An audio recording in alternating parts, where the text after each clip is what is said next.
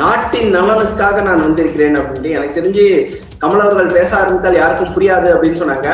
நாட்டின் நலன் கருதி நான் வந்திருக்கிறேன் அப்படின்னு சொன்ன அந்த நாளே வார்த்தை கூட யாருக்கும் புரியவில்லைன்னு தான் பாக்குறேன்.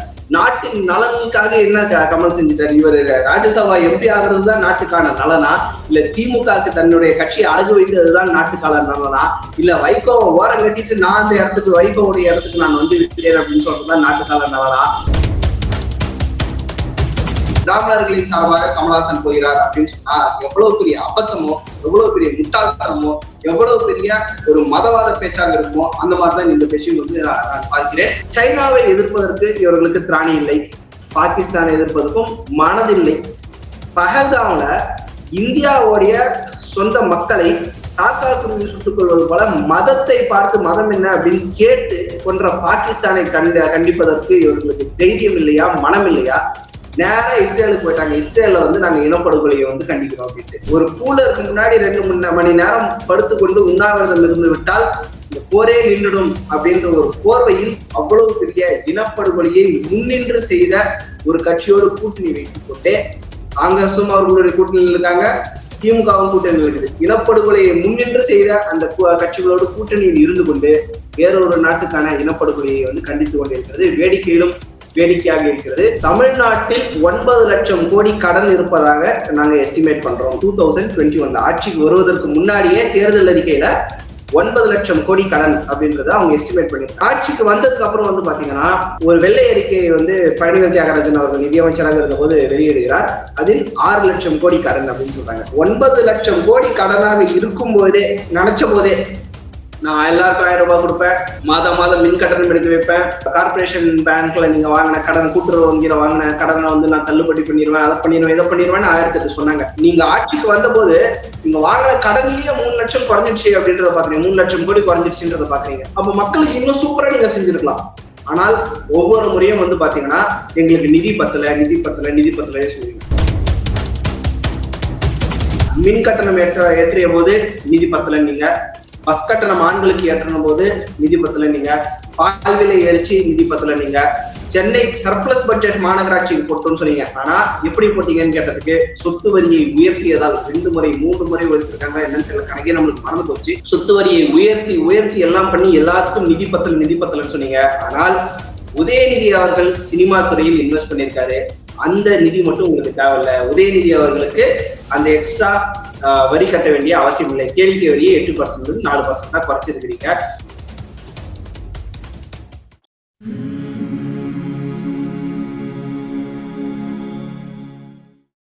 டிஎன் டிஜிட்டல் 24 நேயர்களுக்கு அன்பு வணக்கம். இன்று நம்முடன் இணைந்திருப்பவர் விக்னேஷ் செல்வராஜ், அரசியல் விமர்சகர். வணக்கம் சார். வணக்கம் மேடம். வணக்கம் நேயர்களே. கமலஹாசன் சார் அவர்களுக்கு வந்து ராஜ்யசபா எம்பி சீட் கிடைச்சிருக்கு. இதுல உங்களுக்கு கருத்து என்ன சார்? நான் கருத்து சொல்றதை விட கமல் சூப்பரா ஒரு கருத்து சொல்லியிருக்காரு. நாட்டின் நலனுக்காக நான் வந்திருக்கிறேன் அப்படின்ட்டு எனக்கு தெரிஞ்சு கமல் அவர்கள் பேச ஆரம்பித்தால் யாருக்கும் புரியாது அப்படின்னு சொன்னாங்க. நாட்டின் நலன் கருதி நான் வந்திருக்கிறேன் அப்படின்னு சொன்ன அந்த நாளே வார்த்தை கூட யாருக்கும் புரியவில்லைன்னு தான் பாக்குறேன். நாட்டின் நலனுக்காக என்ன கமல் செஞ்சுட்டாரு? இவர் ராஜ்யசபா எம்பி ஆகிறது தான் நாட்டுக்கான நலனா, இல்ல திமுகவுக்கு தன்னுடைய கட்சியை அழகு வைத்ததுதான் நாட்டுக்கான நலனா, இல்ல வைகோவை ஓரம் கட்டிட்டு நான் அந்த இடத்துக்கு வைகோவுடைய இடத்துக்கு நான் வந்து விட்டேன் அப்படின்னு சொல்றதுதான் நாட்டுக்கான நலனா? இல்ல இன்னைக்கு வந்து ஒரு சூப்பரான மேட்டர் இருக்குது. சினிமாவுக்கான கேளிக்கை வரியை வந்து 8% வந்து 4% தான் குறைச்சிருக்காரு முதல்வர் அவர்கள். அதுதான் நாட்டுக்கான நலன். எதை அந்த நாட்டுக்கான நலன் அப்படின்ட்டு கமலஹாசன் அவர்கள் சொல்கிறார் அப்படின்றது நம்மளுக்கும் புரியவில்லை. 4 வார்த்தை பேசும்போதே கமலஹாசன் அவர்கள் பேசுவதை வந்து நம்மளால் புரிந்து கொள்ள முடியவில்லை. இன்னும் ராஜ்யசபாவில் போய் அவர் எனக்கு ஹிந்தியும் தெரியும், தமிழும் தெரியும், இங்கிலீஷும் தெரியும் அப்படின்ட்டு 3 லாங்குவேஜ்லயும், அதுவும் எல்லா லாங்குவேஜும் மல்டி லாங்குவேஜ் எனக்கு தெரியும் அவரே தசாவதாரம் படத்துல சொன்ன மாதிரி he speaks 5 languages in Telugu அப்படின்ற ஒரு டைலாக் சொல்லுவாரு. அந்த மாதிரி எல்லா மொழியிலும் நான் கலந்து கட்டி அடிச்சு தள்ள போறேன் அப்படின்றது வந்து அவர் காமிக்க போறாரு அப்படின்றதுதான் என்னுடைய எதிர்பார்ப்பாக இருக்கிறது. சரி, கமலஹாசன் அவர்களை வந்து ராஜ்யசபா எம்பி ஆகிறதுல வந்து 2 விஷயம் இருக்கு. ஒண்ணு, ராஜ்யசபால பிரசிடென்டோட நாமினேஷன்ல ஒரு 12 பேரை வந்து நாமினேட்டட் எம்பியா பண்ணுவாங்க. கலை, அறிவியல், இலக்கியம், ஸ்போர்ட்ஸ் இந்த மாதிரி பல்வேறு துறைகளில் சாதனை புரிந்தவர்களை அந்த ராஜ்யசபா நாமினேட்டட் எம்பியா வந்து பார்ப்பாங்க. ரீசெண்டா இளையராஜா அவர்கள், PT உஷா போன்றவர்கள் வந்து அந்த நாமினேட்டட் எம்பியா அந்த ஒரு கௌரவமான ஒரு முறையில் வந்து தேர்ந்தெடுக்கப்பட்டாங்க. அந்த வகையில் கலைக்கு கான்ட்ரிபியூட் செய்த கமலஹாசன் அவர்களை ஒரு நாமினேட்டட் ராஜ்யசபா எம்பி ஆக்கலாமா இல்லையான்னு கேட்டா நிச்சயமாக ஒட்டுமொத்த தமிழ்நாடு கிடையாது, ஒட்டுமொத்த இந்தியாவுமே ஒத்துக்கொள்ளும். காரணம், கலைக்கு மிகப்பெரிய கான்ட்ரிபியூஷன் பண்ணியிருக்காரு கமலஹாசன் அவர்கள். அதை ஹானர் பண்ற விதத்துல ராஜ்யசபா சீட் கொடுக்கலாம்.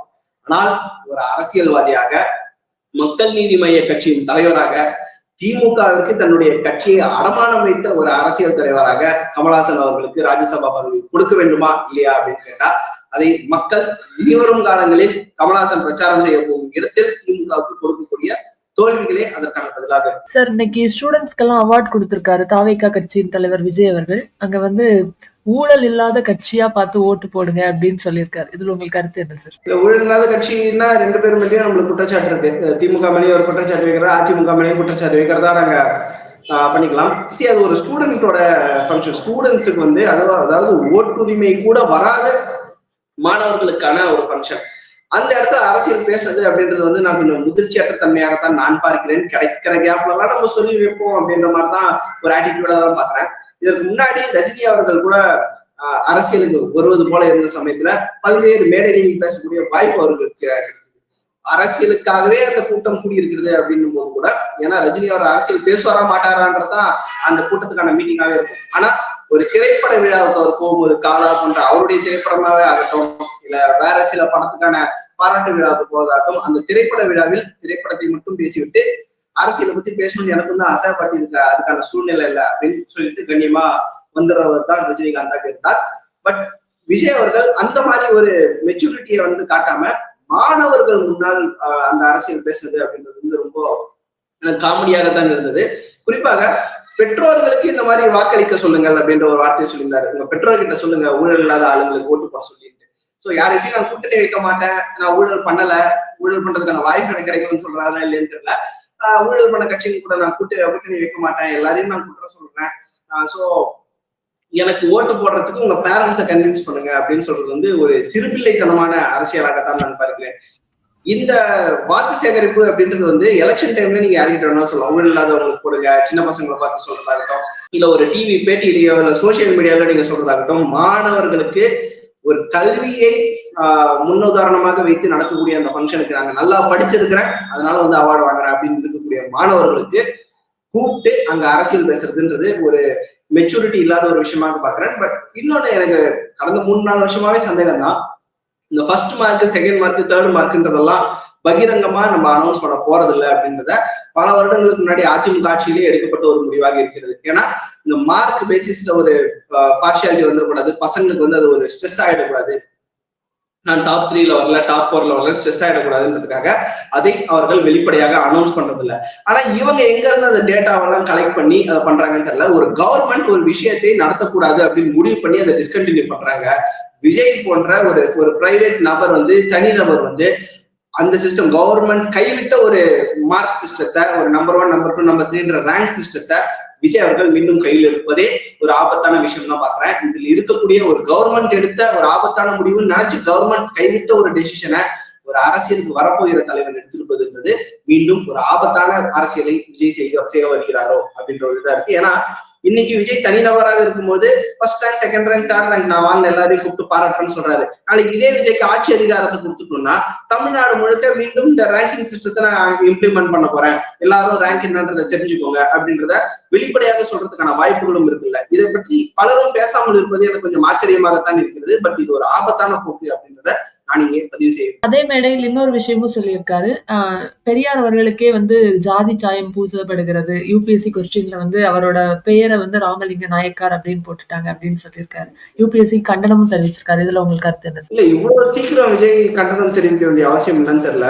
இன்னும் பொறுமையா ஒரு மாசம் 2 மாசம் கழிச்சே பொறுமையா சொல்லியிருக்கலாம். ஒரு விஷயம் வந்து அது பிரச்சனையாகி ஆற போட்டு ஊற போட்டு அடிச்சு துவைச்சு காய போட்டு முடிச்சதுக்கு அப்புறம் ஒரு கூட்டத்தை நடத்தி நான் கருத்து சொல்றதை கேட்கறதுக்காவது எல்லாரும் வந்து நில்லுங்கடா அப்படின்ட்டு ஃபர்ஸ்ட் அந்த மேடையில அரசியல் பேசுறதே தவறு அப்படின்றத என்னுடைய பார்வையாக இருக்கிறது. எல்லாத்துக்கும் ஒரு லெட்டர் பேட் அறிக்கை விடுறாங்கல்ல, எல்லாத்துக்கும் 4 வரியில ஒரு ட்வீட் போடுறாங்கல்ல, சிஏஏ போன்ற மிகப்பெரிய பிரச்சனைக்கே வந்து 4 வரியில லெட்டர் பேட்ல எழுதி கையெழுத்து போட்டு அனுப்புறாருல, அந்த மாதிரி இந்த மேட்டருக்கு அன்னைக்கே பேச வேண்டியதானே. இந்த ஒரு விஷயத்த ஒரு பெரியாருக்கு ஜாதி பேரை போட்டாங்க, அது சரியோ தவறோ நீங்க அது எதிர்க்கிறீங்கல்ல, உடனடியாக ஒரு கருத்தை சொல்றது என்ன தயக்கம்? இது ஒன்றும் அப்படியே நேஷனலுக்கே வந்து நேஷனல் லெவல்ல அப்படியே சென்சிட்டிவான ஒரு டாபிக்கும் கிடையாது. வரவங்க எல்லாம் கருத்து சொல்லிட்டுதான் இருக்கிறாங்க. ஓகே நீங்க கருத்து சொல்லணும், எல்லாத்தையும் கருத்து சொல்லணும் அப்படின்றது வந்து அவசியம் கிடையாது. அது தனி மனிதரோட உரிமை தான் வச்சுக்கோங்களேன். பட் ஒரு அரசியல் கட்சியாக இருக்கும்போது நேச்சுரலா உங்ககிட்ட ஒரு எதிர்பார்ப்பு இருக்கும். ஓகே அது கருத்தையே சொல்லாம இந்த மேடையிலும் அதே மாதிரி நீங்க கருத்து சொல்லாம போயிருக்கலாம். ஆனா உடனடியாக உங்களுடைய கட்சியின் கொள்கை தலைவரை ஒரு விஷயம் ஆயிடுச்சு அப்படின்னு உடனடியாக உங்க மனசுல தோன்ற ஒரு விஷயத்த நீங்க பண்ணிருக்கலாம். இல்லையா ஒரு நாளெல்லாம் உட்காந்து அமர யோசிச்சு இதுல என்ன பிரச்சனை, நதி மூலம் என்ன, ரிஷி மூலம் என்ன அப்படின்றத ஆராய்ந்து அதற்கான ஒரு அறிக்கையை பொறுமையாவே நீங்க தயாரிச்சிருக்கலாம். ஆனா எல்லாமே முடிஞ்சதுக்கு அப்புறம் வந்து அட்டண்டன்ஸ் போடுறதுக்காக இந்த கூட்டத்துல பேசுறதுன்றதுதான் கண்டிக்க வேண்டிய ஒரு விஷயமாக இருக்கு. உடனடியாக நீங்க கொதிச்சாட தேவையில்ல. ஓகே அது சென்சிட்டிவான விஷயம் கூட நம்ம வச்சுப்போமே ஒரு வாதத்துக்கு. உடனடியாக கூட இல்ல, ஒரு நாள் கழிச்சு 2 நாள் கழிச்சாவது நீங்க பேசிருக்கலாமே. இவ்வளவு நாட்கள் கழித்து மேடையில வந்து பேசணுன்றதுக்காகவே இந்த விஷயத்த ஹோல்ட்ல போட்டது வந்து அந்த அரசியல் பேசுனதே தவறு, இவ்வளவு லேட்டா பேசுனது அதை விட தவறு. திமுக சார்பில் வந்து ராஜ்யசபாவிற்கு வழக்கறிஞர் வில்சன் வந்து மீண்டும் அறிவிக்கப்பட்டிருக்காரு. இதுக்கு வந்து பிஷப், கத்தோலிக்க பிஷப் வந்து நன்றி தெரிவிச்சிருக்காங்க. இதுக்கு வந்து நிறைய பேர் பாஜகவை சேர்ந்தவர் கொஸ்டின் பண்ணிருக்காங்க. இதுல உங்களுடைய கருத்து என்ன சார்? வில்சன் அவர்கள் ராஜ்யசபா மெம்பர் ஆகிறதுக்கு தகுதியானவரான்னு கேட்டா என்னுடைய பர்சனலான கருத்து 100% தகுதி. ஏன்னா நீங்க அந்த எம்பியோட அந்த போர்ட்டல்ல நீங்க போய் பாத்தீங்கன்னு வச்சுக்கோங்க, ராஜ்யசபா போர்ட்டல்ல போய் பாத்தீங்கன்னா வில்சனுடைய அட்டண்டன்ஸ் பிரமிக்க வைக்கும். 95-96% அட்டண்டன்ஸ். பல செஷன்ஸ் வந்து 100% அட்டண்டன்ஸ், சிலதுல வந்து கம்மியா இருக்காங்க. 95% அட்டண்டன்ஸ் கொடுத்ததுக்கே மிகப்பெரிய அளவுல பாராட்டணும். And number of debates participated அதுவும் நேஷனல் ஆவரேஜோட பயங்கரமா இருக்கு. நம்பர் ஆஃப் கொஸ்டின்ஸ் அதுவும் நேஷனல் ஆவரேஜோட பெரிய அளவுல இருக்கு. சோ அவர் ஒரு ஆக்டிவான பார்ட்டிசிபென்டா இருக்கிறாரு. அவருடைய கொள்கையை நம்ம எதிர்க்கிறோமோ ஆதரிக்கிறோமோ டிஃப்ரெண்ட், அவர் வைக்கக்கூடிய கேள்விகளை நம்ம ஏற்கிறோமா இல்லையான்றது கூட டிஃப்ரெண்ட். ஆனா ஒரு மக்கள் பிரச்சனையை பேசக்கூடிய அந்த மன்றத்தில் முழுக்க முழுக்க தன்னுடைய பங்களிப்பை கொடுக்கிறார் அப்படின்றத பார்க்கணும். வில்சன் அவர்கள் ராஜ்யசபா எம்பிக்கு மீண்டும் தேர்வானதற்கு மிகப்பெரிய ஒரு மனமார்ந்த வாழ்த்துக்களை நான் தெரிவிச்சுக்கிறேன். ஆனால் இதை அந்த பிஷப் அவர்கள் எழுதி இந்த கடிதத்தை நானும் பார்த்தேன். he is representing the minority அப்படின்ற மாதிரி சொன்னாங்க. மைனாரிட்டி கிடையாது, ராஜ்யசபால இருந்து போறவங்க வந்து representing the ஸ்டேட்ஸோட ஒரு நியமன உறுப்பினர்கள் மாதிரிதான் ராஜ்யசபாவோட மெம்பர்ஸ் போறாங்களே தவிர மைனாரிட்டிக்காகவோ மெஜாரிட்டிக்காகவோ இந்த ஜாதிக்காகவோ அந்த ஜாதிக்காகவோ மொழிக்காகவோ யாருமே போவதில்லை. ஆண்கள் பெண்கள் அப்படின்னு எதற்கும் அதற்கான பாகுபாடு கிடையாது. he is representing the state அப்படின்னு தான் சொல்லியிருக்கோம். இதே ஒரு ஹிந்து அங்கே தேர்வாகி இருந்து ஒரு காஞ்சி மடமோ இல்ல ஒரு ஜீயரோ வந்துட்டு இந்துக்களின் பிரதிநிதியாக இவர் போய்விட்டார் அங்க வாழ்த்துக்கள் அப்படின்னு சொல்லியிருந்தா எவ்வளவு பெரிய அபத்தமாக இருந்தது. இப்ப கமலஹாசன் ஒரு பிராமணர் தான், பிராமண சங்கம் வந்துட்டு பிராமணர்களின் சார்பாக கமலஹாசன் போகிறார் அப்படின்னு சொன்னா எவ்வளவு பெரிய அபத்தமோ, எவ்வளவு பெரிய முட்டாள்தனமோ, எவ்வளவு பெரிய ஒரு மதவாத பேச்சாக இருக்குமோ அந்த மாதிரிதான் இந்த பேச்சையும் வந்து நான் பார்க்கிறேன்.